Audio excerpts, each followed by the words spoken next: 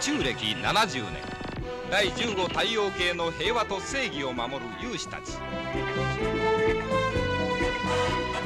宇宙人類のために戦う者たちを絶えず励ます謎のビジョン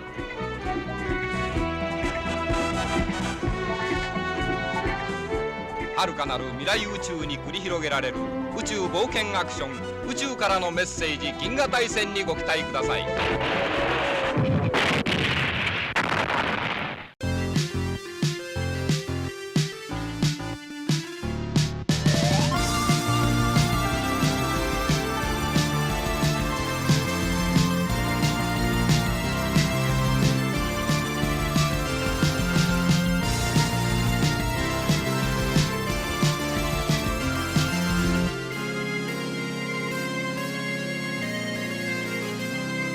Bonjour à tous et bienvenue dans Tokuscope, l'émission de la science-fiction japonaise et du tokusatsu. Comment vas-tu, Fabien? Ça va. Aujourd'hui, on va partir dans le cosmos, n'est-ce oui. Pas? Et oui, puisque nous allons vous parler d'une autre série après Bioman et les Uchukeiji. Il était temps de parler de cette autre série. Œuvre capitale chez nous. De la nostalgie, puisqu'on va vous parler de Sankukai, donc Message from Space Galactic War. Uchukara no Meseiji Ginga Taisen. Voilà. Donc, dans le Toku Focus, on vous parlera de la série. On vous avait parlé du film Les Évadés de l'espace une autre fois. Là, on va vraiment se focaliser sur la série. Dans la Toku Cave, on vous parle de BD françaises qui ont été éditées à l'époque. Et dans le Dikotoku, on va vous parler d'un très très grand monsieur. Voilà. Tout à fait. Mais avant ça, on a une autre annonce à vous faire, puisque nous serons donc au Geekopolis le 23 et 24 mai, donc à Porte de Versailles à Paris, où nous ferons modestement une petite conférence sur le tokusatsu et les empires du mal. Donc on va parler des méchants pas beaux qui pullulent dans l'univers des séries de super-héros japonaises et peut-être même sur d'autres choses.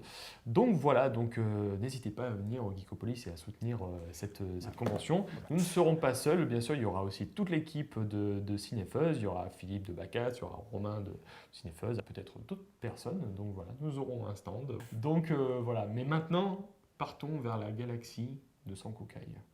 C'est parti.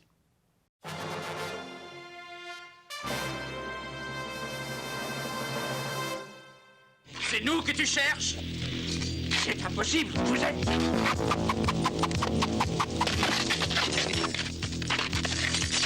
Je viens du fin fond de la galaxie pour faire régner la justice. Je suis Staros. Et moi, je suis le fantôme, le messager de paix et d'amitié. Je combats le mal où qu'il soit. Tu vas payer. Attaquez-les!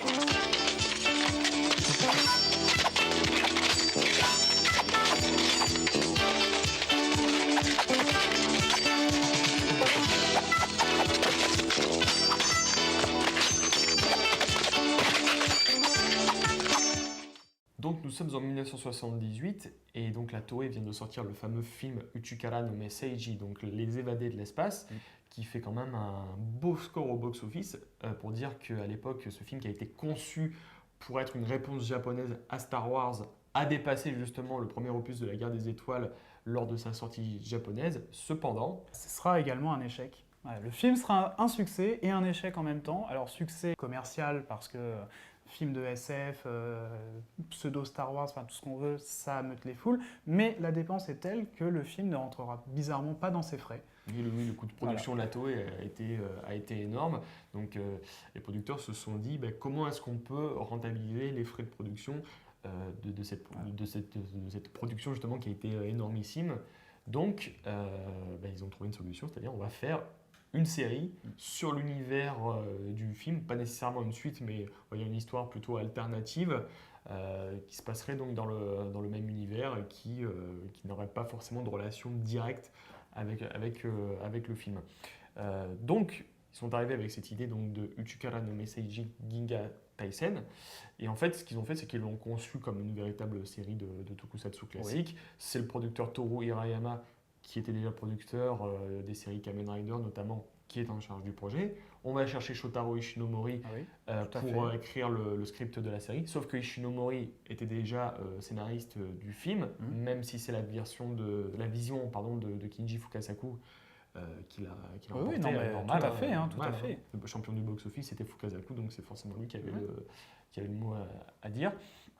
Et finalement, qu'est-ce qu'ils vont faire? C'est qu'ils vont réutiliser beaucoup de plateaux du Beaucoup film, de décors, du beaucoup corps, de props, costumes. beaucoup de stock shots aussi, hein, notamment les séquences de vol sont quasiment toutes reprises du film. Beaucoup d'effets spéciaux aussi hein, qui sont réutilisés. Voilà. Bon, on va faire quand même un petit rappel de l'histoire. C'est toujours un récit d'oppression. Donc nous avons les fameux Gabanas, donc les Stressos en français, qui contrôlent la galaxie d'une main de fer. Le 15e système solaire. Le Hein. 15e système solaire qui est constitué de 3 planètes, donc Analis, Belda et Sheta. Sheta. Voilà. Donc une petite galaxie quand même. Oui, oui. Ils ne sont pas choisis forcément la plus importante. Et on va suivre un groupe de héros qui vont se rebeller donc, contre cet empire. Donc on a donc le fameux Ayato, qui est on va dire le jeune héros en construction, le jeune fougueux, un peu le Luke Skywalker de l'univers Sankukai. On a son pote Ryu, qui est un peu le Han Solo, oui, de l'équipe, qui est le pilote du vaisseau Sankukai, donc vaisseau Ryabe dans la vidéo. Qui bien sûr a un comparse qui s'appelle Seaman, qui est un peu le Chewbacca de l'équipe, un homme singe Qui fume des cigares. très cool, qui fume des Et cigarillos. puis il y a le robot Sidero, qui est un peu un mix entre C3PO et R2D2 finalement. Tonto, ça s'appelle dans la vidéo. Ils sont aidés aussi d'une femme, d'une belle Sophia. demoiselle, Eolia dans la et VF. Eolia dans la VF, qui les surveille comme ça depuis son bateau Qui est un qui peu la vole. princesse Leia. Oui, voilà, un petit peu qui n'est pas forcément la demoiselle en détresse, mais Non. qui est un peu la dame sage de l'univers. Et puis bien sûr, comme dans tout space opéra, ils vont s'opposer à des généraux vindicatifs, à savoir Comenor et Volcor. Et Furia. On Et oublie Furia. Furia. Et Furia quand Et même. Furia, tout à fait. Nous la retrouverons. Je te jure que nous retrouverons Eolia. Elle ne peut pas rester cachée longtemps, ne t'inquiète pas. Elle va se montrer. On ne peut plus attendre. Il faut la retrouver coûte que coûte, c'est clair? Qu'est-ce qu'on peut dire de Sankukai? Qu'est-ce qu'on peut dire sur cette série? Déjà, Beaucoup de choses. et c'est peut-être pour ça qu'on reconnaît Ishinomori, c'est que première chose quand même, c'est que Sankukai, c'est quand même la Seconde Guerre mondiale transposée dans l'espace. Oui. Vous prenez les Stressos, c'est clairement l'oppresseur nazi. Prenez les hommes singes, c'est le peuple juif et assimilé à la Shoah. Non, mais il faut le dire, c'est que c'est clairement expliqué dans la série. Hein. Vous avez carrément des séquences d'extermination qui sont vraiment impressionnantes quand même, dire pour une série de l'époque. Et vous avez les résistants avec le petit groupe et les personnages qu'ils vont rencontrer, Kamiji notamment. Et toutes les différentes peuplades. Voilà. Donc déjà, bizarrement, c'est vachement sérieux en fait, Sankukai. Déjà, la première chose, c'est que ça a beau être un récit de SF, c'est vachement sombre, vachement... c'est très morbide en fait comme série. Clairement, Ishinomori il a toujours eu cette obsession de ce qui se passait après la Seconde Guerre mondiale, que ce soit des groupuscules ou des sectes qui comme ça pourraient perdurer. Mais là, je veux dire, là c'est quand même, ça va encore plus loin que les pseudo-nazis de Kamen Rider. Là, je veux dire, on te dit clairement, voilà, il y a des gens, il y a des méchants qui vont buter un peuple inférieur en plus. C'est pas pour rien que ce soit des hommes singes. Hein, tout à fait. Et tu vois clairement les rafles, tu vois les camps de concentration. Enfin, c'est quand même.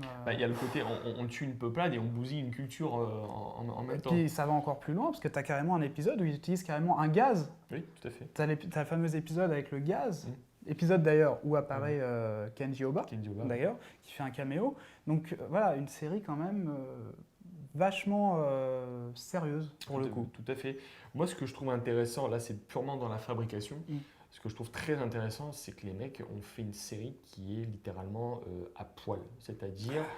Clairement. Le Tokusatsu, de toute façon, ça a toujours été du budget serré. Ça se voyait dans les Kamen Rider qu'à chaque fois, on était vraiment limite en termes de budget. Mais là, les mecs se disent, OK, on va faire un space opéra pour la télévision, mais on n'a pas de fric. Ah ben là, on voit clairement qu'il n'y a pas de fric. Et c'est marrant parce que cette série, effectivement, il y a un dépouillement total.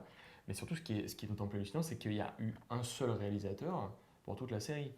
En général, il y a plusieurs réalisateurs qui se relayent, mais là, Oui. tu as Minoru Yamada, qui était un ancien de Kamen Rider, qui a réalisé la série littéralement tout seul, donc une vingtaine d'épisodes quand même, donc c'était plus court que le format classique, mais quand même, le gars, j'imagine le cauchemar que ça a dû être pour réaliser les épisodes, veiller quand même au contrôle qualité minimum des épisodes et surtout quand même- assurer la continuité. Ce qui est quand même dingue quand on sait que, je veux dire, quand on voit la série, c'est quand même des mecs avec des filets de pêche et des lunettes de ski, quoi.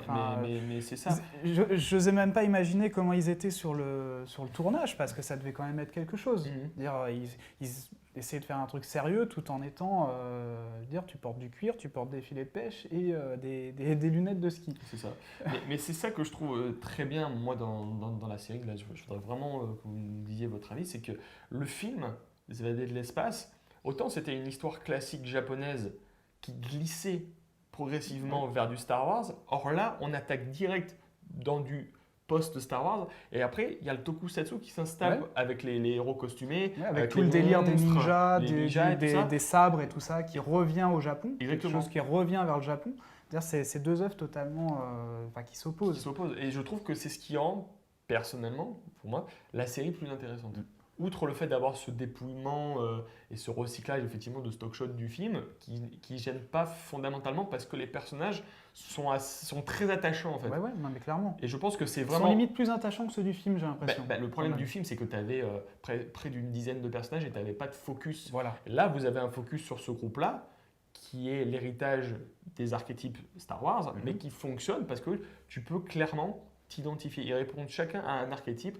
Ayato, le jeune héros en formation, le Ryu, le vieux briscard, enfin tu vois, mais tu peux clairement t'identifier à ces archétypes-là, parce que ce sont eux qui vont te guider le long de la série. Et puis même, il y a d'autres choses du tokusatsu, on a le Golem 13, c'est quand même une idole encastrée dans un mur. Bien avant les Uchukeiji. Tout à fait. Et pareil, bien avant l'Empire contre-attaque, tu as déjà le concept de Dark Vador et de l'Empereur. Tout à fait. Parce que Comenor, c'est Dark Vador, hein, d'ailleurs ça se reconnaît au casque et à la cape, et on a cet être dont on ne sait pas qui c'est au début, Oui, et la qui prend personne plusieurs dans formes, l'ombre. qui justement donne des informations et donne des ordres précis à son disciple. Je veux dire, c'est la série en 79, l'Empire contre-attaque n'est pas encore sorti, et on établit clairement l'Empereur, même si évidemment dans la guerre des étoiles, on évoquait un peu la possibilité de l'Empereur. Bien sûr. Voilà. Si on parlait un petit peu de la réception française, alors il faut savoir un truc, c'est que quand la série est sortie, ça a fait un gros carton, encore une fois, post-Star Wars, post-Albator, forcément on était en plein dans le space opéra, donc ça pouvait que marcher. Mais à l'époque, si je ne dis pas de bêtises, on devait avoir Spectreman avant, donc Spectreman devait officiellement être le premier tokusatsu à débarquer en France. Tout à fait. Après avoir envahi le grand écran, les robots viennent d'arriver sur le petit. Vous le savez, sur Antenne 2, Goldorak, l'idole des bambins, va bientôt céder la place à Spectreman. Lui aussi est venu d'une autre galaxie, lui aussi est doté d'une force invincible, mais il a un avantage supplémentaire, il peut prendre l'apparence d'un terrien. Premier rendez-vous avec Spectreman à la mi-septembre. Alors, toujours dans la mouvance amenée par Goldorak, Candy et toutes ces séries-là où on importait en masse des productions japonaises, là, Spectreman devait marquer l'arrivée du live. Pour des raisons plus ou moins obscures, de doublage, de problèmes de droits, de machin. Finalement, Spectreman est annulé. Et on a Sankukai qui arrive. Donc, première série, justement, de Tokusatsu. Première suite un peu de cet univers de space opéra. Tout à fait. On est en plein dedans. Voilà. Spectreman arrivera bien après. En 82. Voilà, et après, on va avoir donc, les XOR, les Bioman, tout ce qu'on a suivi chez AB Productions. Voilà. Mais donc, Sankukai, c'est vraiment la toute première série, et c'est peut-être pour ça qu'elle reste culte, malgré les problèmes évidents de budget. Ce qui la rend, à mon avis, importante par rapport à la réception française, c'est que déjà, elle a ce côté très feuilletonesque. On rentre dans une tradition du feuilleton où on a la menace du jour à détruire, mais on sait très bien que la porte est toujours ouverte pour qu'on puisse voir la suite. Et je crois que c'est aussi...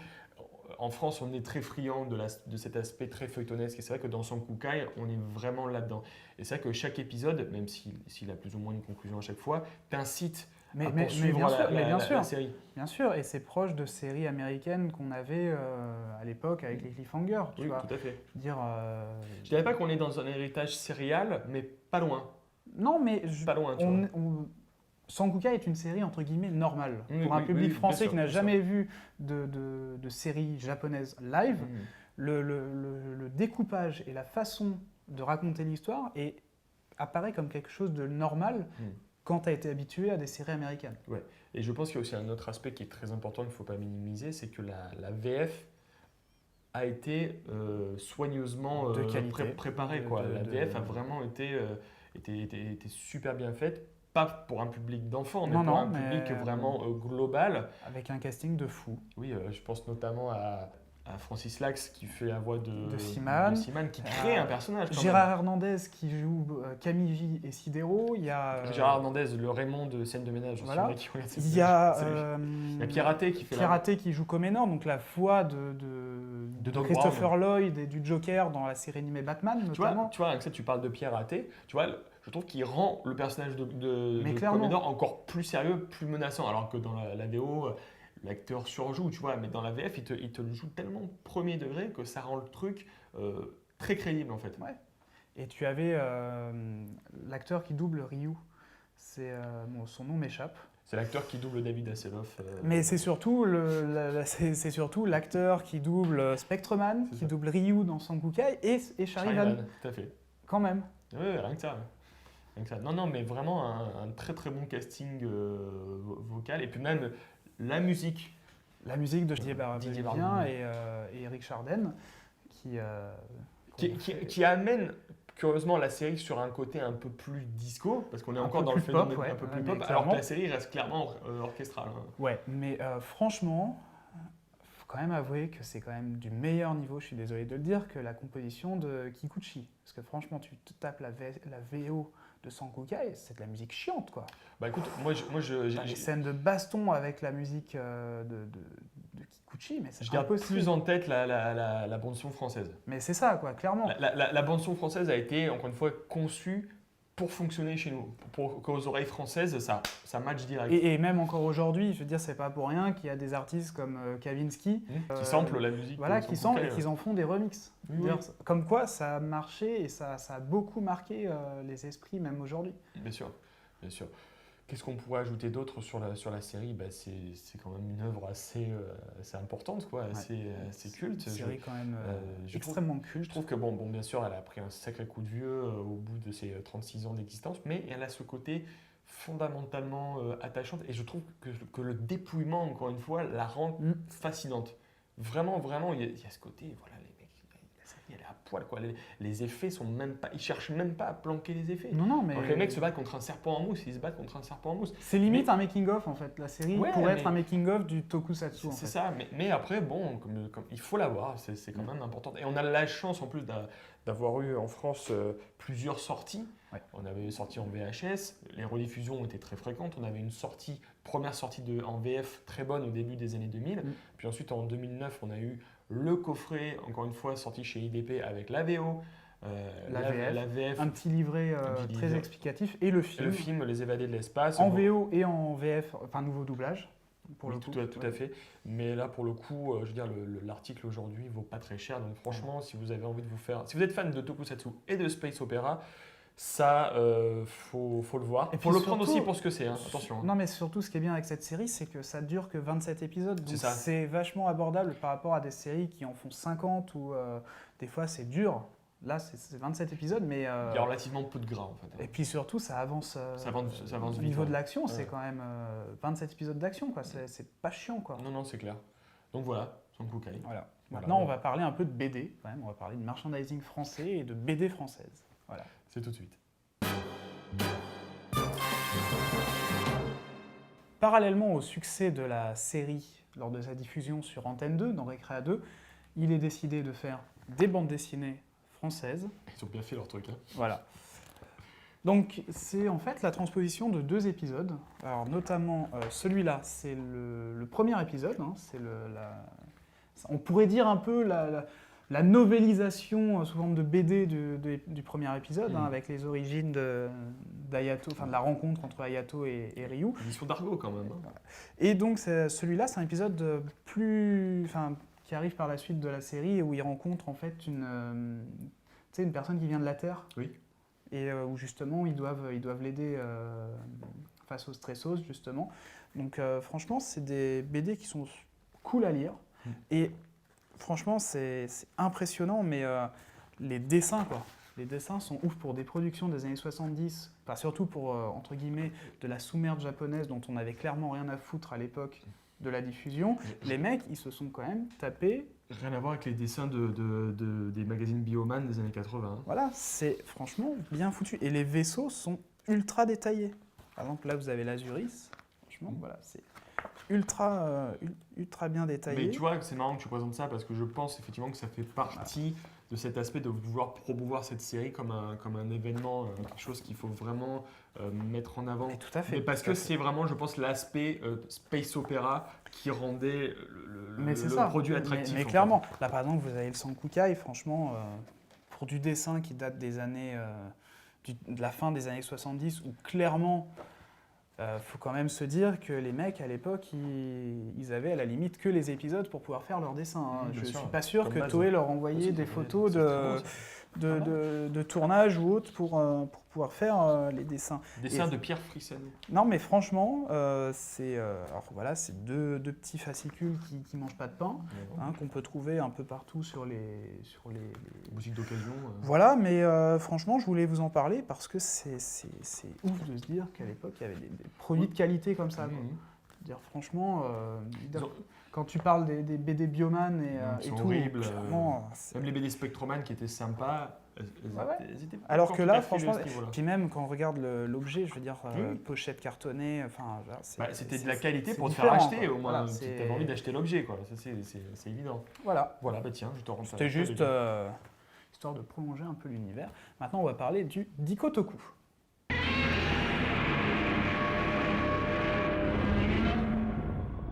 Pas le temps pour le cérémonial de la Godzilla Box aujourd'hui parce qu'on va s'attaquer à un gros poids lourd du tokusatsu. C'est limite une honte de faire un Dikotoku sur lui. Ah oui, il mériterait toute une émission. Il faudrait faire carrément un focus en fait sur ce monsieur. Oui, c'est vrai. Donc on va vous parler de Nobuo Yajima qui était en fait le chef des effets spéciaux pendant la période de l'âge d'or du tokusatsu, pendant on va dire le milieu des années 60 à la fin des années 80, milieu des années 90. Et on va dire que cette personne-là a littéralement créé la quasi-totalité des effets spéciaux pour tout le corpus des séries qui demandaient on va dire des scènes d'effets spéciaux assez importantes. C'est limite une anomalie en fait, tellement il a fait de choses. C'est limite surhumain quoi. Tout à fait. Il a peut-être fait 5 séries par an, enfin un truc de fou quoi. Donc déjà, pour faire le lien avec l'émission précédente, ça a été donc la personne qui a lancé Monsieur Butsuda. Oui. Il en parlait clairement de Monsieur Yajima dans Hiroshi l'interview. Butsuda et son disciple. Voilà. Donc il est né dans les années 20 et il est encore vivant. C'est quand même un truc de fou. Le mec, il a presque 90 balais et il est encore vivant et il est encore actif. Donc il commence par travailler au studio Shoshiku, donc l'une des majors japonaises, et l'un des premiers tokusatsu dont il va s'occuper, c'est une série des années 50, de la fin des années 50, c'est Maboroshi Tentei.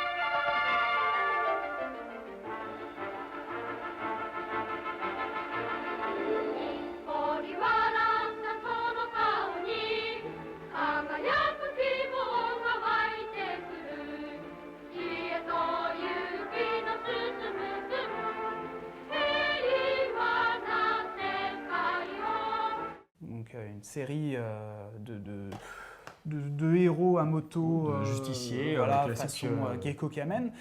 Et si vous essayez de chercher son nom dans la série, vous remarquerez qu'il n'apparaît pas pour des raisons évidentes. C'est qu'étant donné qu'il était sous contrat avec un studio à l'époque, il ne pouvait pas officiellement dire qu'il avait travaillé sur cette série, donc il est totalement non crédité. Mais c'est un de ses premiers travaux. Donc par la suite, il va apprendre les effets spéciaux progressivement, il va réellement... C'est ce que disait M. Butsuda, il avait commencé à filmer tout ce qui était drama et tout ça, et il avait appris la réalisation d'effets spéciaux. Tout à fait, parce qu'il avait aussi saisi les designs et la dynamique qui pourraient plaire au jeune public en fait. Donc il va rejoindre la Toei, notamment, il va travailler sur... On a travaillé sur Terreur des profondeurs, le film avec Sonny Chiba, le film de sous-marin, Oui. enfin, un film avec les créatures sous-marines où Mais il s'occupe des créatures, il va maquettes. faire quasiment toutes les séries de Kamen Rider, toutes les séries de... Giant Robot, c'était lui. Voilà. C'était lui, Il va faire toutes les séries de Metal Hero quasiment, il va faire toutes les séries de Super Sentai de la première génération, il va faire donc Sankukai. Tout à fait. Il travaille également sur le film. Oui. D'ailleurs, j'en profite pour vous parler de l'édition allemande des Évadés de l'espace. Pourquoi je vous en parle? Parce que dedans, vous avez un documentaire exclusif à cette édition où justement vous avez une interview de Monsieur Yajima, donc évidemment c'est sous-titré en allemand, c'est le seul bémol, mais en fait où il parle de comment il réalisait les effets spéciaux. Donc franchement c'est juste ouf. Tu vois, je réinvestirais pas dans l'achat du film aujourd'hui, mais quand je vois cet objet-là et quand tu me parles du contenu que j'ai vu d'ailleurs, le making-of est excellent. On est un peu tiraillé du coup. Quoi. Non, franchement, c'est super intéressant de le voir, surtout parler de ça. Quoi. Il en parle comme si c'était hier. Quoi. Enfin, il a vraiment des gros souvenirs. Mais voilà, il a tout fait et il ne s'arrête pas à la Toei. Je veux dire, le mec, c'est... Spectreman aussi. J'ai envie de dire, c'est limite un dieu du tokusatsu, tellement il a fait de choses. Il a fait du Tsuburaya, il a bossé sur Jumper Geist, il a bossé sur Spectreman, il a bossé sur, je veux dire, on l'a dit, toutes les séries. Enfin, c'est impressionnant tout ce qu'il a fait. C'est une espèce d'éminence Et grise il du travaille, tokusatsu. et il a travaillé jusque sur Kamen Rider J. Il fait encore les effets spéciaux de Kamen Rider J, quand même, dans les années 90. Donc vous imaginez, le mec est né dans les années 20. Là, jusque dans les années 92, 93, il était encore actif. Il était sur Shin Kamen Rider aussi, c'était lui. Et donc, il a sorti un livre l'an dernier, donc Message from Nobuo Yajima, qui est... petit pavé quand même. Hein. Un petit pavé qui va vous faire baver, pour le dire clairement, parce qu'il y a un nombre impressionnant de photos d'époque. Même si vous ne parlez pas Voilà. japonais, vous voyez l'iconographie, elle est quand même super riche. Donc on est dans un bouquin sur Monsieur Yajima et vous voyez des photos de Ultraman dedans, notamment. C'est impressionnant, quoi. Il y a des photos... Ça, ce serait vraiment une personne à rencontrer, mais vite. Voilà, par exemple, vous avez des storyboards, des comparaisons entre des storyboards et le plan final. Enfin, c'est vachement impressionnant. Voilà, là, vous avez Spectreman, par exemple, et vous aviez Lon Maru aussi. Oui. Voilà. Toujours comme quoi, il a vraiment tout fait. Et c'est pas parce qu'il était sous contrat avec la Toei. Là, vous avez, par exemple, les Space Sheriff, Yuchu Keiji. Donc, franchement, un mec... Grand monsieur.